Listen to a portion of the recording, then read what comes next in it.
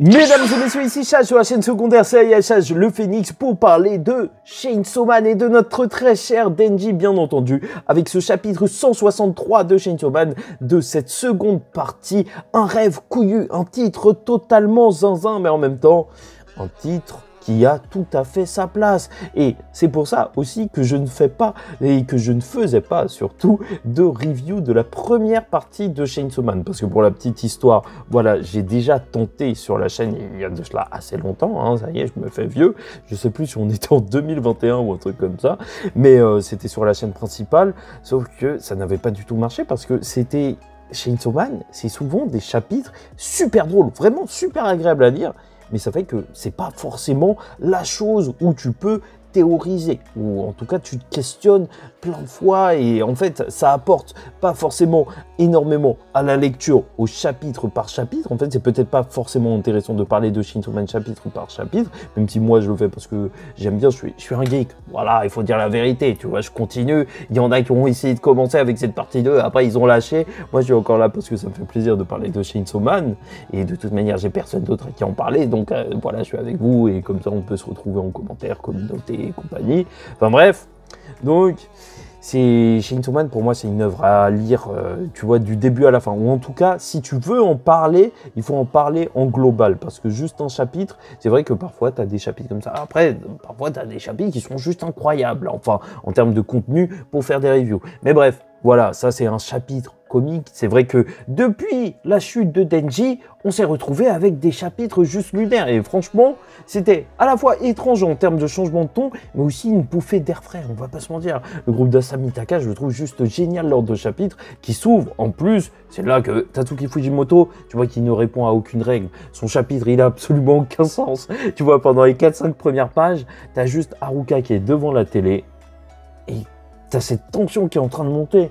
Parce que tu as les infos, alors qu'on sait que le monde il est normalement sans dessus-dessous, il y a quand même des guerres et compagnie à cause du Chainsaw Man, l'église du Chainsaw Man, des gens qui se sont transformés en Chainsaw Man, et ils ont tué plein de gens et tout, personne ne peut avoir confiance en son prochain et compagnie. Et là, tu vois des gens paniquer, en parler sur toutes les chaînes. Oui, c'est problématique, comment on va faire, c'est juste beaucoup trop, et tout ça pour nous dire que eux, en tout cas, ils étaient en train de parler d'une idole, parce qu'elle s'est fait tromper, ou elle est en train de tromper son mari. C'est complètement zinzin, ça n'a aucun sens. Et puis qu'est-ce que c'est bon. Franchement, quand tu lis ça, c'est juste génial. Et c'est ça qui est fort avec Tatsuki Fujimoto, c'est qu'il respecte rien. Non, il nous respecte même pas nous, lecteurs. C'est juste génial de commencer le chapitre de cette manière. Et donc, ensuite, après ça, bon, j'ai pas retenu le nom de l'idole et compagnie, mais est-ce que c'est vraiment utile? Je ne sais pas. Likez ou dislikez la vidéo au passage, tu vois. Tant que j'y suis à montrer le non-professionnalisme, commentez, donnez votre avis en commentaire. Il faut soutenir les reviews. Chainsaw Man, on est peu, mais on est là. Et quand ça va péter, on le sait bien. Abonnez-vous si vous n'êtes pas encore abonné pour qu'on en parle à chaque fois. Et en plus, la semaine prochaine, il y a un chapitre, ça fait plaisir. Et donc, là, Haruka, on verra qu'elle se retrouve dans une chambre, dans un petit appartement. Et en fait, tu as tout le monde qui est posé avec un Denji qui est sur un lit. Tu vois, vraiment, c'est le genre de scène tarantinoesque où tu vois que ça n'a absolument aucun sens. Ils sont tous là avec le Denji qui est allongé et ta Katana qui est en train de prendre sa douche.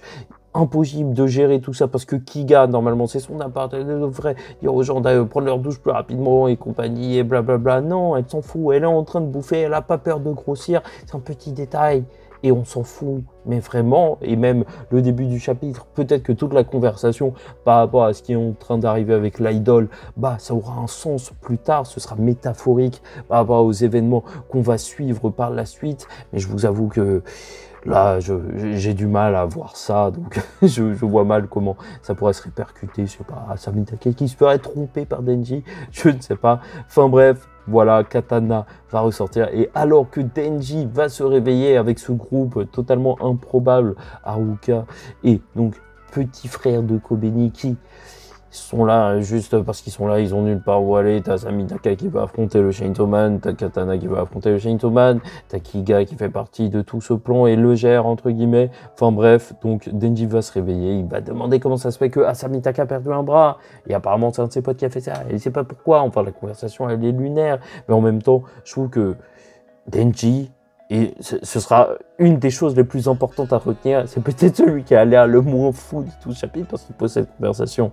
enfin, il pose cette question assez normalement, conversation avec Asami Mitaka. En même temps, il y a un lien entre eux, tu vois, ça se voit. Tu vois, il parle directement de choses importantes, entre guillemets. Ils vont pas parler de choses complètement folles. Et Katana, il arrive, bim! Voilà, kick dans donc, les boules dorées de Denji. Et ensuite, alors que normalement Asami Mitaka devrait le protéger, bah, c'est Yoru qui va prendre le contrôle et elle va surenchérir. Oui, c'est la vengeance pour tout ce qu'a fait Denji à Katana. Et en même temps, il avait fait un véritable massacre. Donc là, normalement, ils veulent affronter le Chainsaw Man. Ça risque d'être le gros combat, mais je me demande si ça va pas être reporté à une autre période, parce que peut-être qu'il va dire que là, il a besoin de retrouver Nayuta avant tout, il ne pourra pas se concentrer sur le combat, étant donné que quand même, ils ont attendu qu'il se réveille. Ça veut dire qu'ils veulent l'affronter avec ses pleines capacités, entre guillemets. Voilà, tu vois qu'Asami Mitaka, en plus, elle tient toujours à Denji. En fait, elle a demandé donc qu'il lui explique tout avant de commencer à le tabasser. Voilà, ça y est, ça c'est dit, c'est pour ça que ça peut aller beaucoup plus loin. C'est terminé pour cette histoire de prison. Je vous avoue que voilà, j'attendais quand même, j'avais espoir de revoir un petit peu Riz, mais j'ai encore espoir, je sais pas où, mais j'ai espoir. Voilà, tout l'arc de la prison aura été lunaire et on continue sur ce genre d'arc jusqu'à ce que ça redevienne dramatique. On connaît très bien Chainsaw Man, c'est des ascenseurs émotionnels, mais c'est pas juste tu vas bien, tu vas mal, c'était en train de péter de rire. Et après, t'es en dépression. Voilà, ça c'est l'histoire de Chainsaw Man. C'est un petit peu ce chapitre, le début est un petit peu particulier. Enfin bref, n'hésitez pas à me dire ce que vous en pensez en commentaire. Moi, je le trouve juste génial parce que quand tu lis ça, l'histoire au global, bah, tu te dis, mais c'est n'importe quoi. Mais moi, là, quand j'ai ouvert ce chapitre, je me suis dit, ah ouais, la pression qu'il doit y avoir. Et après, tu vois qu'ils sont en train de parler d'une idole. Carrément, j'ai relu, je me suis dit, quoi ? J'ai loupé un truc? Non, pas du tout. C'est juste qu'ils sont HS. C'est le monde, c'est les journalistes. Ah là là, Tatsuki Fujimoto, il a tout compris. Ils servent à quoi? Non, c'est le mec, il commence à partir un petit peu trop loin. Enfin bref, donc, n'hésitez pas à me dire ce que vous en pensez en commentaire. Et en attendant la suite et la semaine prochaine où le chapitre sera sûrement plus intéressant en termes de narration pour l'histoire qui va peut-être plus avancer. C'est peut-être pour ça que Tatsuki Fujimoto ne fait pas de pause. Enfin bref, je vous dis ciao tout le monde, faites très attention à vous et surtout, paix sur vous.